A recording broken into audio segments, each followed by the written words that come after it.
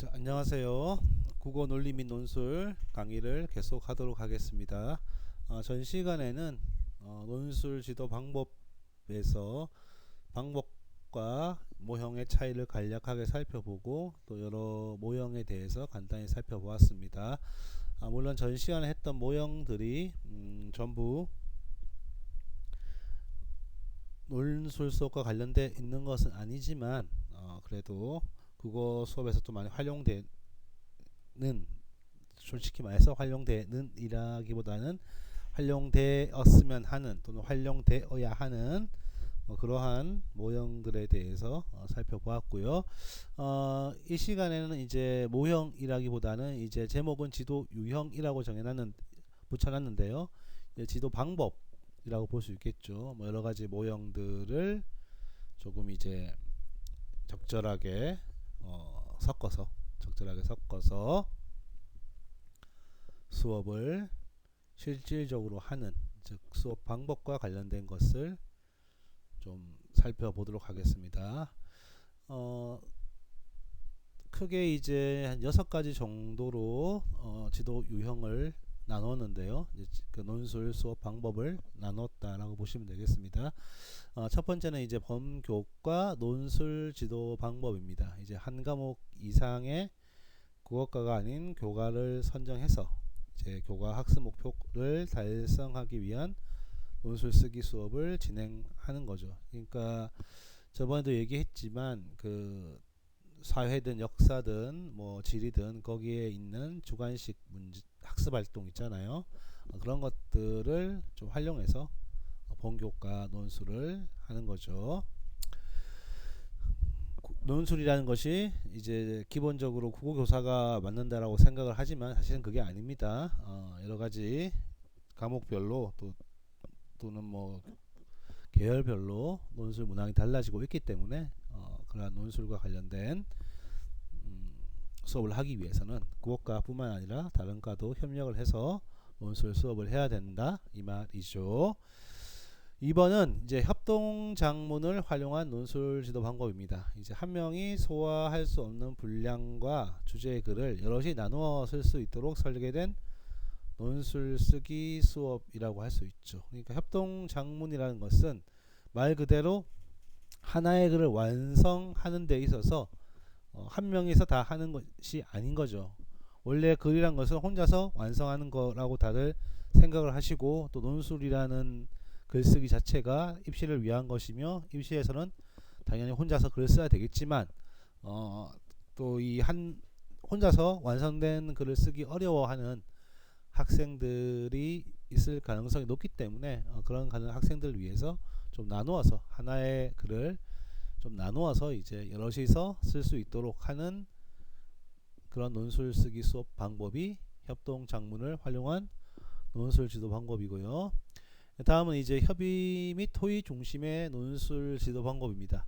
그러니까 협의나 토의가 학생 활동의 중심이 되도록 설계된 논술 쓰기 수업이죠. 그러니까 협의랑 토의라는 것은 토의라는 말하기 유형에 대해서 여러분들이 잘 아시겠지만 이거는 어떤 공동의 목적을 달성하기 위한 협력적인 활동이죠. 그러니까 글을 쓸 때 여러 가지 우리가 글을 쓰는 과정에서 여러 가지 이제 인지적인 문제가 발생을 한단 말이죠. 그런 문제가 발생을 할 때 혼자서 그 문제에 대한 해결 방식을 찾는 것이 아니라 협의 또는 토의를 통해서 문제 해결 방식을 찾는 거죠. 뭐 예를 들어서 글을 쓸 때 글감이 잘 떠오르지 않는다. 다시 말해서 내용이 잘 생성되지 않는다. 그러면 여러 가지 내용 생성 방법이 있는데 그것을 혼자서 정하는 것이 아니라 서로 협의를 통해서 토의를 통해서 가장 적절한 내용 생성 방식을 정할 수도 있고요. 또는 생성된 내용을 선정하는 데 있어서도 어떠한 내용을 선정해서 글을 쓰는 것인가, 그것이 어떠한 내용을 선정하는 것이 글을 쓰는데 가장 좋을 것인가 하는 것을 또 협의할 수도 있겠죠. 뭐 고쳐쓰기 단계에서도 협의를 할 수 있겠고 등등등 각각의 쓰기 단계에서 발생하는 여러 문제들을 협의 또는 토의를 통해서 해결해 나가도록 설계된, 그것이 학생 활동의 중심이 되도록 설계된 것을 협의 또는 토의 중심의 논술 지도 방법이라고 할 수 있겠습니다. 그리고 네 번째는 워크숍 중심의 논술 지도 방법인데요. 워크숍이라는 것은 이제 강의 수업, 협의 활동, 쓰기 활동, 또 협의 활동, 공유하기 등의 순서로 구성된 그 쓰기 워크숍의 절차에 따라 설계된 논술 쓰기 수업 방법입니다. 이건 제가 이제 워크숍 중요하기 때문에 사실 뭐 워크숍이라는 것은 논술뿐만 아니라 모든 어떤 글에 대해서 다 사용할 수 있는 방법이긴 한데요. 실제로 이제 과정과 결과를 모두 고려할 수 있는 그런 특징도 있으며, 또 이론과 실제를 또 통합하는 그러한 과정이기도 하고요. 또 개인적 활동과 또 협력적 활동을 또 동시에 하는, 즉 이제 어찌 보면 이 글쓰기의 여러 어떤 이론들이 통합되어 나타난 것이 워크숍 중심의 논술 지도 방법입니다. 다섯 번째는 이제 토론과 논술의 통합적 지도 방법인데요. 즉 토론을 통해서 이제 논술 쓰기를 하게 하는 거예요. 토론이든 논술이든 둘 다 어떤 그 구체적이고 논리적인 논거를 들어서 상대를 설득하는 그런 설득적 말하기라는 공통점이 있기 때문에 그 공통점을 중심으로 해서 토론을 해서 그 토론의 결과를 바탕으로 해서 논술문을 쓰게 하는 과정입니다. 그래서 이 수업은 뭐 사실 토론 수업을 어떻게 진행할 것인가가 이제 수업의 핵심이다, 그렇게 볼 수 있겠죠. 마지막은 이제 동료 평가를 활용한 논술 지도 방법인데요. 이거는 이제 쓰기 과정보다는 글을 다 초고를 다 완성하고 나서 학생들이 이제 동료 평가라는 것을 서로 하는 경우가 많이 있는데, 그 동료 평가가 이제 학생 활동의 중심이 되도록, 그러니까 앞서 내용 생성하기, 내용 조직하기 뭐 그런 것들은 혼자서 할 수도 있겠죠. 그런데 평가는 좀 교사가 하는 것이 아니라 학생들이 할 수 있게끔 설계된 논술 쓰기 수업 방법이 이제 동료 평가를 활용한 논술 지도 방법이다. 그렇게 보시면 되겠습니다. 자, 이해되셨죠? 그래서 우리가 이제 논리 논술을 하면서 최종적으로 어떻게 지도를 할 것인가, 물론 평가가 가장 마지막이긴 하지만 평가는 이제 첨삭 평가를 중심으로 해서 좀 살펴봤고요. 그 외에 여러 가지 평가 방법도 살펴보았습니다. 그런데 이제 가장 우리가 논술 교육을 하면서 난관에 빠지는 것이 그런 논술 교육 지도를 어떤 방법으로 할 것인가입니다. 그래서 여기 나오는 6가지 방법은 약간 이제 뭐 층위도 조금씩 다르고 사실 뭐 논술뿐만 아니라 글쓰기 또는 뭐 말하기와 관련된 그런 지도 방법일 수도 있습니다만은, 여기 있는 내용을 활용한다면 논술 지도에 좀 시사점을 줄 수 있지 않을까. 그러니까 이것을 뭐 그대로 활용할 수도 있겠지만, 또 방법이라는 것은 모형과는 달라가지고 어떤 상황에 맞춰서 어떤 방식으로든 재조직될 수 있는 그러한 가능성이 있기 때문에 여기 있는 6가지 방법을 살펴보고요. 실제로 여러분들이 논술 수업을 하게 된다면 이 방법을 좀 참고로 해서 여러분만의 또 논술 수업을 하시는 게 필요하다고 생각이 됩니다. 자, 그런데 이제 우리가 논술을 하다 보면 결국 상황이라는 것이 중요한 게 되죠. 어떤 모형을 적용할 것인가, 또는 어떠한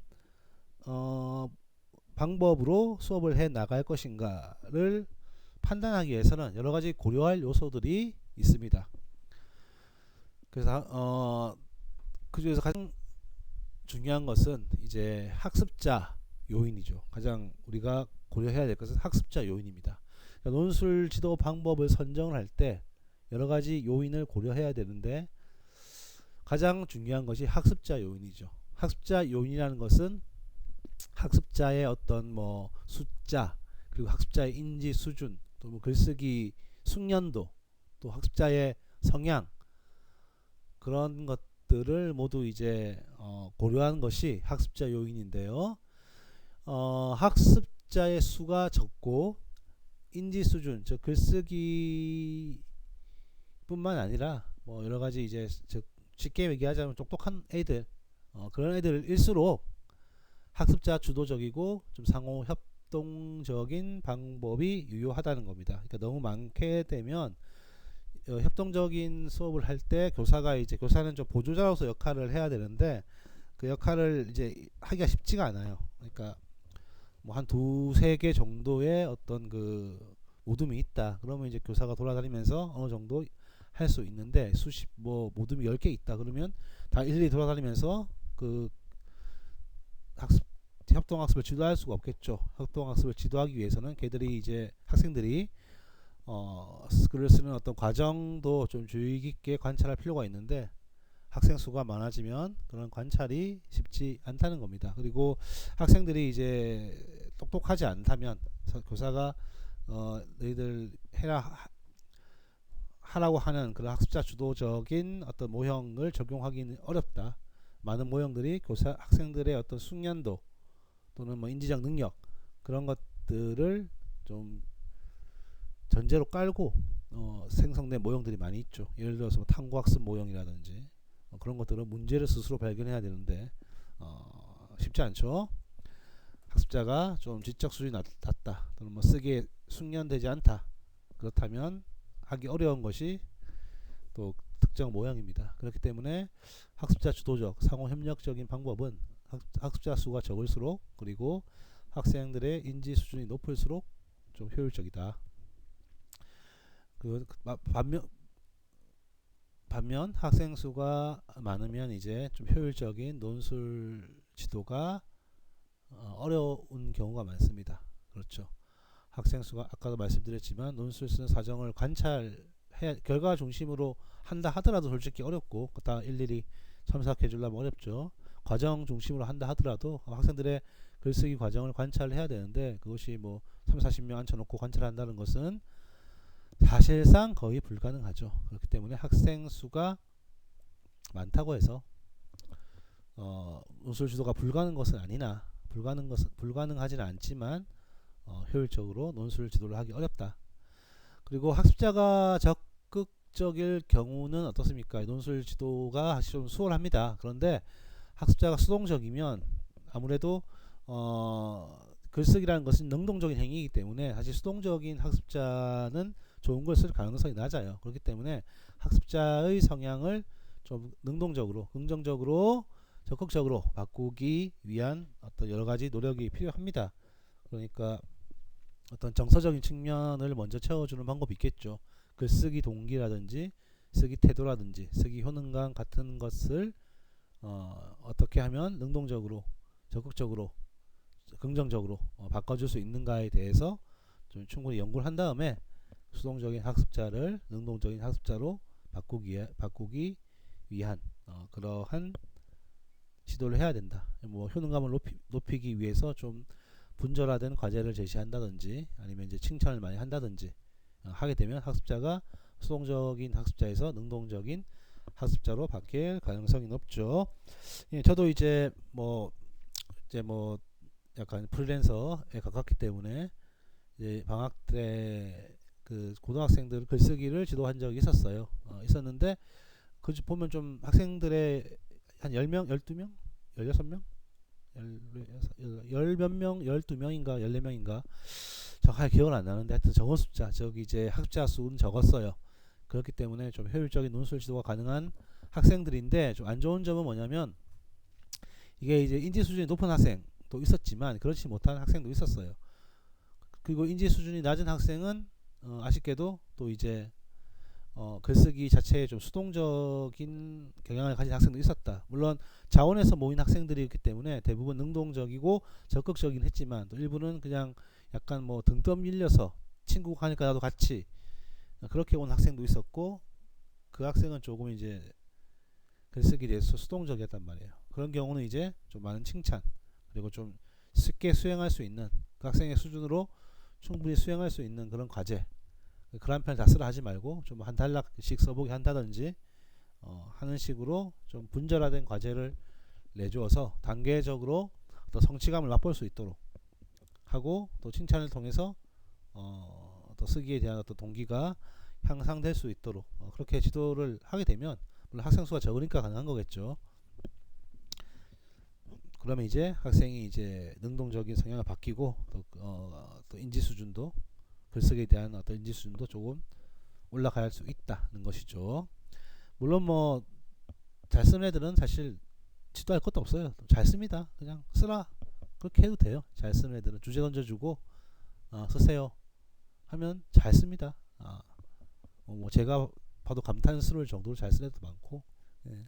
중간중간에 뭐 체크해보면서 잘하고 있네 화이팅 그래 이거야 뭐 그 정도만 얘기해줘도 아주 잘 쓰는 학생도 많지만, 뭐 사실 아쉽게도 모든 학생이 다 그렇지 않기 때문에 뭐 그런 학생들만 있으면 얼마나 편하겠습니까. 실제로는 그런 학생들이 많지 않기 때문에 이제 학습자가 적극적이지 않으면 좀 적극적으로 바뀔 수 있도록, 성향을 바꿀 수 있도록 노력하는 것이 필요합니다. 그래서 우리가 논술 지도 방법을 선정할 때 가장 먼저 고려해야 될 것이 학습자 요인이다. 학습자가 어떤지를 잘 파악하고 미리 학습자의 성향을 파악했으면 그에 맞게 수업 계획을 수업 방법을 설정해야 되고요. 만약에 모르게 되면 몇 번 관찰이라든지 진단 평가 같은 것을 통해서 학습자의 성향을 좀 빨리 파악하고 그에 맞는 수업 방법을 찾아야 됩니다. 사실 그거 잘 찾는 것도 중요해요. 우리가 뭐 대부분 학습자를 만나게 되면 우리 숫자와 관련된 뭐 어떤 능력이라든지 뭐 전임 선생님들의 어떤 그 평가 뭐 그런 것으로 학생들을 평가할 수 있지만, 또 막상 맞닥뜨리게 되면 학생들을 또 다른 어떤 성향이 나올 수 있으니까 미리 파악하는 것도 중요하지만 빨리 파악하는 것도 굉장히 중요합니다. 학습자의 성향을 빨리 파악해서 그에 맞는 교수 학습 방법을 제시하는 것이 중요하다. 학습자 요인이 가장 중요하다는 겁니다. 두 번째는 이제 교수 학습 환경 요인인데요. 뭐 사용 가능한 기자재가 어떤 것이 있는가, 또 시간, 공간에 대한 고려가 필요합니다. 특히 이제 총 수업 시간의 길이에 따라 가지고 선택되는 모형의 차이가 있을 수밖에 없습니다. 좀 넉넉한 수업 시간이 부여되어 있다면, 즉 논술 교육을 위해서 뭐 한 학기, 1년 정도의 좀 넉넉한 시간, 일주일에 뭐 2시간씩 그렇게 되어 있다면 어떤 좀 많은 시간이 필요한 모형들을 적용할 수도 있겠지만, 시간이 짧다 그러면 아무래도 교사 주도의 좀 효율적인, 뭐 예를 들어서 이제 현시적 모형이라든지 현시적 교수법 모형이라든지 직접 교수 모형 같은 것들을 선택할 수밖에 없겠죠. 그렇기 때문에 이 기자재도 중요하겠지만 수업 시간이 사실 제일 중요한 환경 요인입니다. 우리는 글쓰기이기 때문에 사실 뭐 기자재는 특별히 중요하지 않아요. 다만 이런 건 있죠. 이 학생들을 글을 쓰게 할 때 손으로 쓰게 할 것인가, 이제 컴퓨터로 쓰게 할 것인가. 물론 논술을 대비한다면 이제 뭐 손으로 글을 쓰게 한 게 맞겠죠. 예. 논술 시험을 컴퓨터로 보지 않으니까.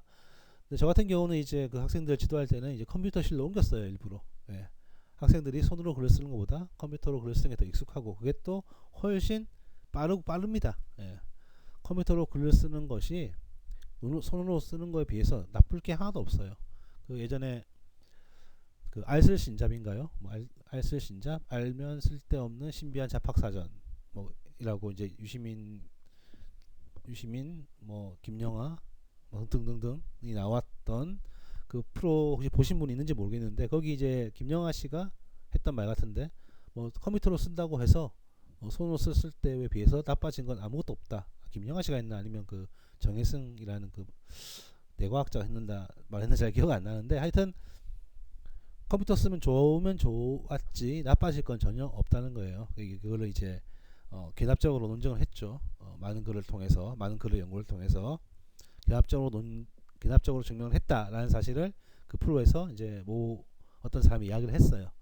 컴퓨터로 쓰는 게 되게 좋죠, 사실은. 그런데 이제 아쉽게도 대학 입시의 논술은 이제 손으로 써야 되기 때문에 기자재 같은 경우는 사실 크게 중요하지 않을 수도 있다. 앉아서 글 쓸 수 있는 공간만 있으면 사실 뭐 큰 문제는 없다고 봐도 되겠죠. 그러니까 사용 가능한 기자재는 별 중요하지 않고 다만 시간이 중요하다. 그리고 이제 장기적 관점에서 접근할 것인가, 단기적 관점에서 접근할 것인가. 그러니까 좀 뭐 예를 들어서 고등학교 1학년들이다. 그러면 좀 장기적인 관점에서 접근해야 되고요.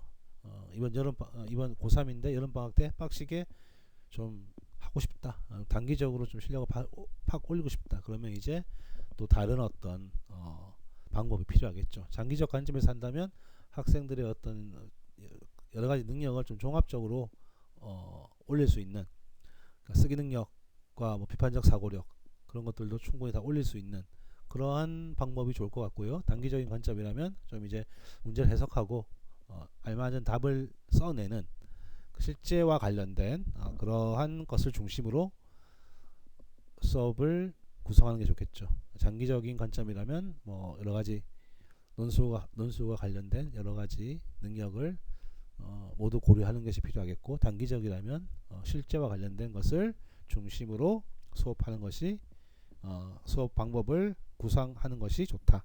이렇게 말씀을 드릴 수 있겠습니다.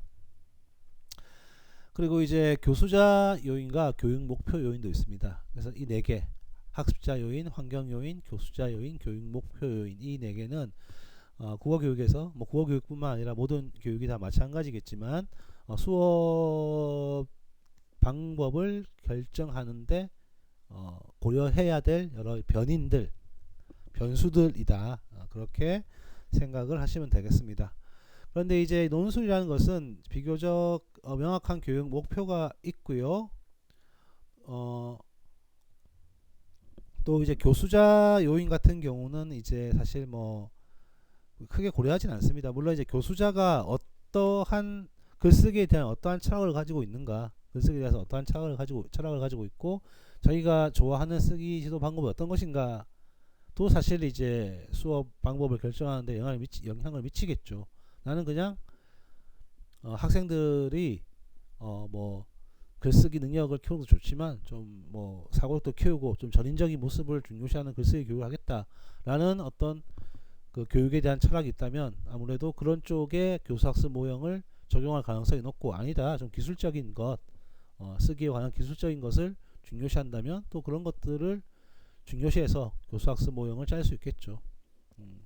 그런데 교수자 요인 같은 경우는 이제 실제로 본인이 정할 때, 즉 내가 교사가 되어 가지고 어떤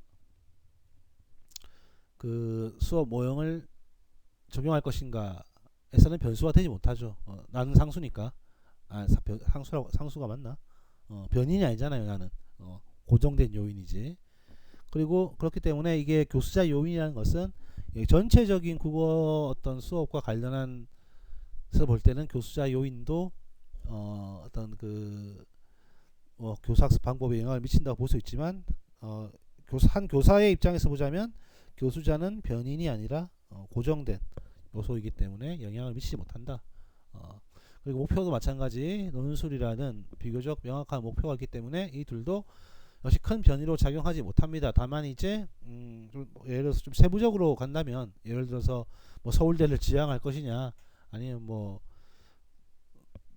연세대를 할 것이냐, 학교마다 약간 문제 유형이 다르고 채점 기준이 조금씩 다르기 때문에 그 세부적인 고려는 가능할 수 있겠죠. 그러니까 논술을 잘 쓰는 게 기본적인 목표지만 어느 대학을 지망할 것인가라는 세부적인 목표가 있다면 뭐 학원처럼 뭐 무슨 대반 무슨 대학반 그렇게 나누어서 조금 이제 방법을 달리해서 지도를 할 수 있겠으나, 논술이라는 공통적인 목표, 교수자는 나라는 어떤 고정된 요소가 있기 때문에 이 둘은 논술 교육을 함에 있어서 크게 작용하지 못한다는 것이죠. 그렇기 때문에 앞서 봤던 학습자 요소, 그리고 이제 그 환경 요소, 그러니까 시공간, 환경 그런 요소들을 좀 보다 고려해서 이제 여러분들이 그 적당한 논술 교수학습 방법을 짜야 된다. 그렇게 말씀을 드릴 수 있겠습니다. 그리고 이 외에도 논술 교수학습 방법 선택 기준을 제시한 것이 있습니다. 앞서 봤었던 그 그 고려 요인을 좀 더 세분화해서 정리한 건데, 이제 교사의 능력, 교과목 지식, 흥미 뭐 이런 요소들도 우선 이야기가 되겠고요. 그러니까 쉽게 얘기해서 교사가 아까도 말씀드렸지만 교사가 이제 다양한 어떤 그 모형이라든지 학습 방법을 현장에서 적용시킬 수 있는가 하는 것이 사실 굉장히 중요하죠. 예, 만약에 그렇게 못한다면 어렵게 될 것이고요. 그리고 사용자의 언어적 능력, 그리고 교수 목적이라는 것은 이제 뭐 지식을 가르치느냐, 아니면 기능을 가르치느냐, 태도를 가르치느냐, 아니면 가치를 가르치느냐에 따라 가지고 사실 교수 학습 방법이 달라지겠죠. 예를 들어서 지식을 가르친다면 아무래도 좀 교사가 직접 지식을 전달하는 방식이 좀 더 효율적일 수 있고요. 기능이라는 것은 이제 아무래도 그 어느 활동을 할 때 필요한 어떤 방법이기 때문에 교사가 시범을 보이는 것도 좋겠고, 가치가 된다면 가치라는 것은 뭐 직접 말로서 가르치는 것보다는 학생들이 직접 체험을 하게 하는 것도 필요하겠고, 또는 뭐 토론을 하게 할 수도 있겠죠. 그러니까 고수 목적에 따라서 바뀌고요. 상황, 아까 말씀드렸던 시간과 장소, 그리고 학생 수, 학생의 흥미와 경험도 중요하겠죠. 그러니까 학생이 글쓰기에 대해서 얼마나 흥미를 가지고 있는지, 또 얼마나 많은 경험이 있는지도 판단을 해가지고 그에 맞는 교수 학습 방법을 선택하는 것이 필요합니다. 그리고 이제 학생과 교과목과의 관계, 학생이 이 교과목에 대해서 얼마나 필요로 하다고 생각하는지, 아니면 뭐 별 필요 없다고 생각하는지, 그런 것도 고려할 필요가 있고, 그리고 교사와 학생 간의 관계, 친밀도라든지 뭐 학생이 교사를 얼마나 믿는가 하는 것도 충분히 고려해야 됩니다. 그래서 이 뭐 물론 논술뿐만 아니라 여러 가지 것들이 이제 고려되어서 논술 교수 학습 방법이 설정되어야 됩니다.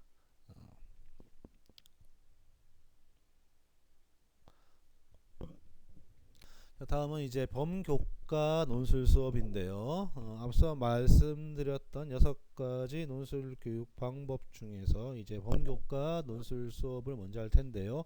범교과 논술 수업은 이제 구체적인 방법이라기보다는 이제 뭐 어떤 식으로 진행되는가 하는 가이드라인 정도로 여러분이 생각을 해주셨으면 합니다. 지금 이제 사실 이제 뭐 이런 생각이 좀 예전부터 들었는데, 이게 대면 수업을 하게 되면 제가 가지고 있는 그 준비된 자료, 그걸로 이제 한 학기를 진행할 수 있는데, 대신에 이제 뭐 여러분들이 직접 실습이라든지 뭐 과제라든지 사실 그런 것들이 좀 많이 있어요. 근데 그거를 이제 실제로 이 비대면 수업에서 여러분들이 할 수 없으니까, 할 수 있겠죠. 과제로 내면 되는데 뭐 굳이 비대면에서 과제로 내는 것도 좀 그렇고 해서 뭐 하나 정도만 제가 냈고, 그리고 이제 중간고사 대체 과제로 또 논술 과제를 제작하는 문제를 하나 과제를 하나 냈습니다. 그런데 이제 뭐 사실은 이제 범교과 논술 수업 말고 뒤에 나올 뭐 토의 중심, 뭐 워크숍 중심, 토론 중심, 뭐 등등은 다 이제 사실은 실제로 여러분들이 그 수업을 시연하고, 그러니까 발표한 사람들은 수업을 시연하고 나머지 수강생들은 이제 그 실제 수업을 받는 식으로 이제 사실 수업을 진행하려고 했던 건데, 그렇게 되면 이제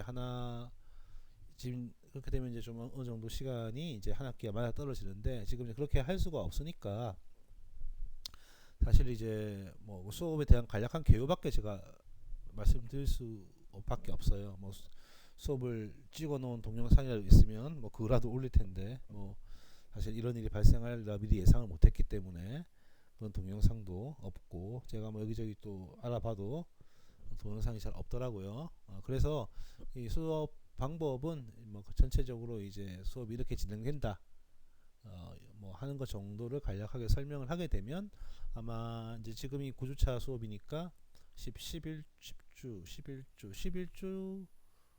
길어야 12주 정도까지 수업이 진행될 것 같아요. 그리고 더 이상 이제 할 게 없는데, 그러면 13주, 14주, 15주, 뭐 15주는 기말고사라 치고 뺀다 치더라도 13, 14주, 길면 3주, 짧으면 2주 정도 추가로 강의할 내용이 필요할 것 같습니다. 그래서 뭘 할까 하다가 뭐 여러분들이 뭘 원하는지 사실 잘 모르겠어요. 그리고 또 여러분들에게 원하는 것을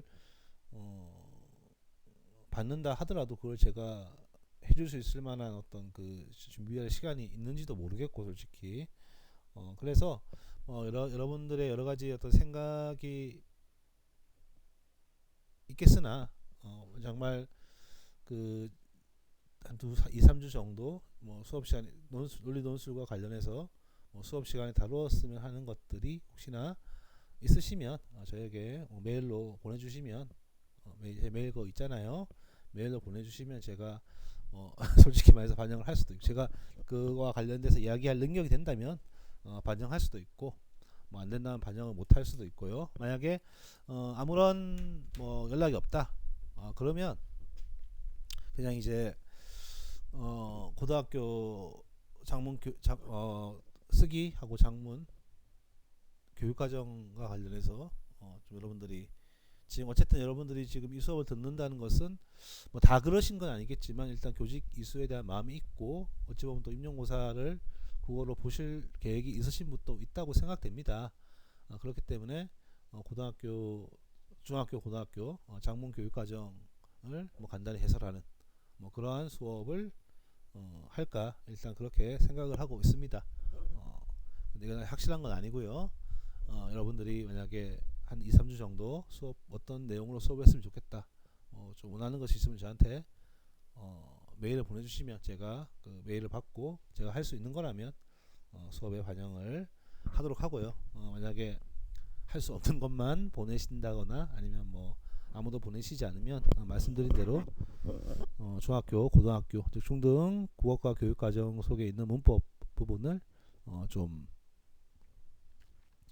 뭐 교과서까지는 좀 보기 너무 시간이 부족할 것 같고, 뭐 교육과정 자체를 좀 간략하게 살펴보는 뭐 그러한 시간을 갖는 게 어떨까라는 생각을 하고 있습니다. 전제는 이제 여러분들이 교직 이수를 목표로 한다, 그리고 이제 뭐 임용고사를 볼 수도 있다, 뭐 그런 정도를 제 전제를 하고 이제 말씀을 드리는 거고, 뭐 그게 아니라 그냥 뭐 교양으로 들으신다 한다면 또 뭐 다른 게 필요할 수도 있겠는데, 어쨌든 이제 이 수업 자체가 제가 일방적으로 여러분들에게 어떤 뭐 지식을 전달하는 뭐 그런 수업이기 때문에 그런 것과 관련된 그밖에 하지 못하겠죠. 예. 뭐 그런 점은 또 뭐 여러분들이 양해를 해주실 거라고 믿고요. 자, 그러면 다시 범교과 논술 수업에 대해서 설명을 드리겠습니다. 자, 범교과 논술 수업은 저번에도 말씀드렸지만 이제 하나의 교과로서 논술을 보는 게 아니라 이제 여러 가지 교과가 섞여 있고, 또는 뭐 계열별로 또 이제 교과가 다르다는 것이죠. 그러니까 국어 문학만 가지고 시험을 보는 건 아니잖아요, 논술을. 물론 이제 국어 시간에 독서라는 과목이 있기 때문에 독서는 또 이제 문학뿐 아니라 뭐 모든 유형의 글들을 읽어내는 뭐 그런 능력을 요구하고 있고, 또한 뭐 작문 같은 경우도 모든 유형의 글을 쓰는 그런 능력을 또 요구하고 있기 때문에 국어가 충분히 다른 교과를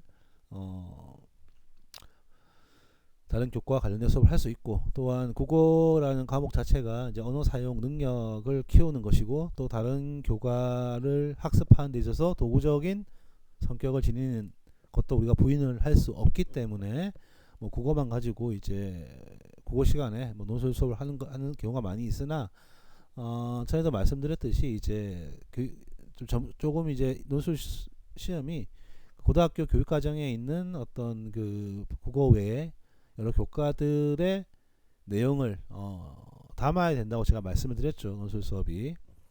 그렇기 때문에 각 교과의 내용도 뭐 수업을 할 필요가 있다는 것이죠. 그렇기 때문에 이제 팀티칭, 즉 하나 국어 교사 혼자서 논술 다 하는 게 아니라 여러 교사들이 팀을 만들어서 수업을 하는 것을 하면 되고요. 뭐 세부적인 수업 방법은 다양하게 적용을 할 수 있겠죠. 말씀드린 대로 무엇을 논술이라는 부분은 국어를 제외한 그 과목 교사가 가르치고 그걸 어떻게 쓸 것인가 하는 부분은 이제 국어교사가 뭐 할 수도 있고요. 뭐 인문계, 자연계 나눠서 할 수도 있겠고, 또는 뭐 계열별로 나눠서 할 수도 있겠고, 그렇게 뭐 다양한 방법으로 적용을 할 수 있겠죠. 예.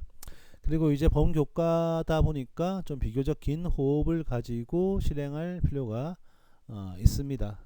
그러니까 한 교과에 대한 어떤 체계적인 지식을 익히기 위해서는 짧은 시간에 가능하지 않죠. 그렇기 때문에 좀 비교적 긴 호흡을 가지고 실행할 필요가 있다. 그러니까 교과 시간에 배우는 지식과 이 범교과 논술 수업에 배운 지식이 차이는 없어요. 다만 그 지식을 어떻게 표현할 것이냐에 대한 차이는 있겠죠. 예. 그렇기 때문에 좀 체계적인 단편적인 것을 물어보는 게 아니기 때문에 뭐 역사를 한다 그래도 뭐 어떤 특정 시대의 특정 내용을 물어본다라기보다는 좀 긴 호흡을 가지고 어떤 변화상이라든지 그런 것을 물어볼 가능성도 있기 때문에 좀 이제 비교적 긴 호흡을 가지고 실행하는 것이 좋고, 학교에 따라 다르겠지만 중학교 때부터 뭐 또 실행을 하는 경우도 있다고 합니다. 지금 뭐 논술의 비중이 많이 줄었기 때문에 뭐 지금은 좀 덜한 것 같긴 한데, 예전에는 중학교부터 실행을 하는 경우도 있었어요. 그래서 범교과 논술 같은 경우는 여러 가지 평가 요소가 있는데 뭐 모두 다 다루고 싶지만 우선 서울대 것만 중심으로 간단히 살펴보겠습니다. 기본적으로 이제 분석적인 이해를 묻는 것이 일반적이에요. 그러니까 제시문의 내용을 정확하게 파악하고 있는지를 묻는 거죠. 제시문을 요약하거나 공통 주제 찾기, 각각의 제시문을 비교 분석 등을 통해 요구합니다. 그리고 제시문의 내용은 철학, 사회, 문학 등으로 다양하게 주어지고, 특히 도표와 그래프 등 자료가 제시된 교과 통합적 또는 상호 통합적 문항이 출제됩니다. 그래프 같은 거 많이 나와요. 그리고 각 대학 모의고사도 제시문 요약을 통해 일단 분석적 이해력을 측정하는 문항이 많다.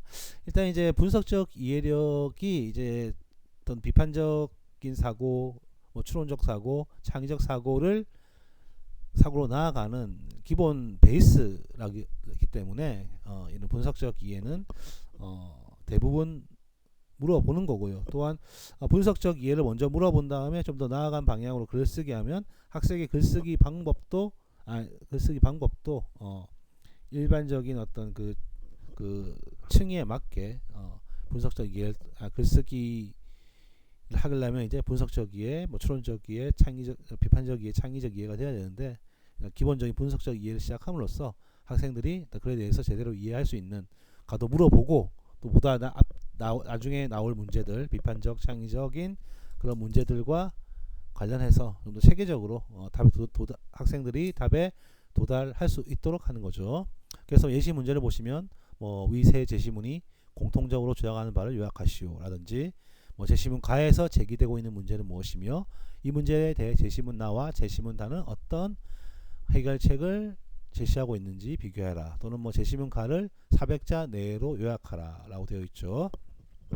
일반적으로 이제 뭐 공통적으로 주장하는 바라든지 두 번째처럼 제기되는 문제와 그 문제에 대한 해결책을 쓰라가 일반적이긴 한데, 그냥 제시문 하나를 통으로 요약하는 문제를 내기도 합니다. 전에도 말씀드렸지만 이 요약하기가 이런 분석적 이해 또는 뭐 사실적 이해를 가장 이제 잘 보여주는, 사실적 이해 또는 분석적 이해, 여기 분석적 이해라고 되어 있으니까 분석적 이해가 잘 되는 날을 가장 가시적으로 보여주는 것이 요약하기예요. 요약을 잘하기 위해서는 글 전체 핵심 내용을 알아야 되고요. 또 각각 핵심 내용들끼리 핵심 내용이 어떻게 구조화되어 있는지, 그러니까 글의 어떤 구조에 대해서도 알아야 되고요. 또 그것을 어떻게 예를 들어서 뭐 또 만약에 그 글에 중심 문장이 있다면 중심 문장을 그대로 쓰면 되겠지만 없는 경우도 있잖아요. 그래서 뭐 중심 문장이 없다면 또 만들어내야 되는 그런 경우도 있을 것이고, 또 만약에 좀 글에 나온 내용들이 좀 더 세부적이다, 그런 걸 통합해가지고 좀 더 이제 큰 카테고리로 큰 카테고리의 문장을 만드는 능력, 뭐 그런 것도 필요하겠죠. 예를 들어서 뭐 쌀, 배추, 양파, 고구마 등의 작물을 심었다 라는 문장이 있다면 이것을 그대로 쓰는 것이 아니라 뭐 농산물을 심었다. 그렇게 이제 쓸 줄 알아야 되는 거죠. 그래 그러한 어떤 능력들이 필요하기 때문에 제시문이 요약하는 능력은 비판적 이해 또는 아니 참 분석적 이해 또는 뭐 사실적 이해를 묻는 가장 좋은 질문이 될 수 있다라고 판단되죠. 다음은 이제 비판적 평가입니다. 그 제시문의 내용을 특정한 입장이나 관점에서 비판하거나 제시문의 주장에 대해서 반론을 펼치는 능력을 평가합니다. 글 속에 담긴 주장에 대해서 단순히 이해하고 수용하는 태도로는 사고의 발전이 있을 수 없기 때문에 논술고사에서는 자신의 생각과 관점으로 다른 사람의 주장이나 태도를 비판하는 능력을 묻고 있습니다. 그래서 뭐 각 제시문의 핵심적 주장에 대해 반론을 제시하라. 반론 제시형 그리고 서로 다른 방식의 인간관계를 제시한 제시문나 제시문다 가운데 본인은 어떤 것이 더 바람직하다고 생각하는지 그 이유는 무엇인지 밝혀라. 그러니까 특정 글에서 반론을 제시하라는 것도 있고요. 여러 주장을 보여주면서 자신이 어떤 주장이 더 옳다고 생각하는지를 쓰고 그 이유까지도 쓰게 하는, 즉 이것은 이제 단순히 글의 내용을 이해하는 차원을 넘어서 자신의 관점으로 다른 사람의 글을 판단하고 비판하는 능력을 묻는 거죠. 그리고 창의적 평가, 창의적 적용이라는 것은 창의적이라는 것은 비판적 평가의 토대 위에서 올라가는 거죠. 창의적 적용의 평가 요소는 수험생이 분석적 이해, 비판적 평가의 과정을 수행하고 그 결과를 특정한 현장이나 사태에 대해서 얼마나 창의적으로 적용할 수 있는가를 묻는다. 따라서 해결 방안이나 대책을 묻는 문제가 일반적으로 출제된다. 또는 분석적 이해 과정과 비판적 평가의 과정에서 얻어진 사고를 통해 주어진 자료나 사례를 해석하고 설명할 것을 요구하기도 한다. 이 과정에서는 수험생의 창의력을 평가하며 가장 큰 변별력을 갖는다라고 합니다. 그러니까 분석적 이해라든지 비판적 평가 같은 경우는 사실 논술을 할 수 있는 학생이라면 거의 다 유사하게 쓸 수 있으나 해결 방안이나 대책을 쓰는 것 또는 이제 주어진 자료를 해석하고 설명하는 것 등은 이제 보다 고등한 사고 능력 또는 쓰기 능력이기 때문에 여기서 많은 변별이 생길 수 있다는 거죠.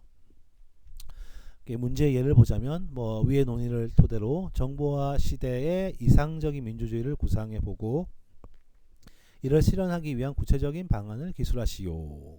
있고 제시문 나와 다를 참조하여 제시문 나의 두 표에 나타난 한국 사회의 특징과 변화를 해석하시오. 또는 제시문 나의 논지를 밝히고 이를 참고하여 제시문 다를 해설하시오. 그러니까 새로운 방안 아니면 해석 또는 해설 등의 어떤 자신의 언어로서 자신의 생각으로서 제시문을 넘어서는 비판을 넘어서서 새로운 것을 생산해내는 것이 이제 창의적 적용이라고 본다면 이제 방안, 대책 또는 해석, 해설과 같은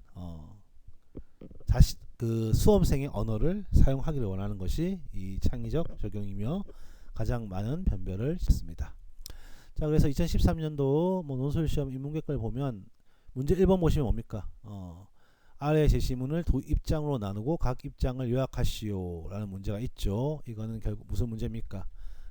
아까 말한 분석적 이해와 관련된 문제이고, 문제 2보면 자료 1을 해석하고 그 해석을 활용해서 문제 1의 두 입자 중 하나를 옹호하시오. 자료 1을 해석하는 것은 이제 글이 아니라 표 같은 걸 분석적으로 이해하라는 것이고, 그 해석을 활용해서 두 입장 중 하나를 옹호하라는 것은 비판적 이해이죠. 그리고 문제 3번 보시면 근로장려 세제는 열심히 일을 하지만 소득이 적어 생활이 어려운 근로자 가족에 대해 근로소득에 따라 산정된 근로장려금을 지급함으로써 근로의욕을 높이고 실질 소득을 지원하기 위한 제도이다. 아래 자료 2의 근로장려 세제의 구조를 상세히 해석하고 이 제도의 특징을 문제 1에 언급된 사회적 가치들의 상호관계 측면에서 서술하시오. 해석하고 서술하시오. 근데 어떻게 서술해야 돼요? 언급된 사회적 가치들을 상호관계 측면에서 서술하라고 했으니까 이거는 본인의 어떤 창의적인 발상이 담겨 있어야 되는 거죠. 해석하라는 것도 뭡니까? 자신의 언어로서 바꿔서 이야기하라는 거죠. 그래서 문제 3번 같은 경우는 창의적 적용을 묻는 문제다. 그렇게 볼 수 있습니다. 자, 그러면 여기까지 해서 간단하게 본교과 논술을 살펴봤는데, 본교과 논술은 이제 뭐 구체적으로 어떻게 하라 라기보다는 뭐 이러저러한 평가 방법이 있다. 뭐 자료 해석 문제, 그리고 비판적 평가 문제, 창의적 적용 문제 등이 있고, 이 뭐 보시는 바와 같이 표 같은 것도 나오고요. 또 뭐 보면 뭐 사회와 관련된 그런 과목들, 뭐 경제 그런 것들이 나오기 때문에 철학도 나오고요. 여러 어떤 가치들이 혼재되어 있는 문제들이 나오기 때문에 학교의 특성 또는 수험생의 특성에 맞게 적당한 방법을 구체적인 방법을 적용하되 팀티칭의 방법으로 해서 활용하는 것이 이제 범교과 논술을 위한 수업 방법이다. 뭐 그렇게 말씀을 드릴 수 있겠습니다. 자, 그러면 다음 시간에는 이제 구체적으로 협동 장문에 관련된 이야기를 좀 하도록 하겠습니다. 협동 장문 수업은 어떻게 진행할 것인가에 대해서 이야기를 하도록 하겠습니다. 일단 구조차죠. 이제 구조차네요. 구조차 1차시 수업은 여기까지 하도록 하겠습니다. 수고하셨습니다.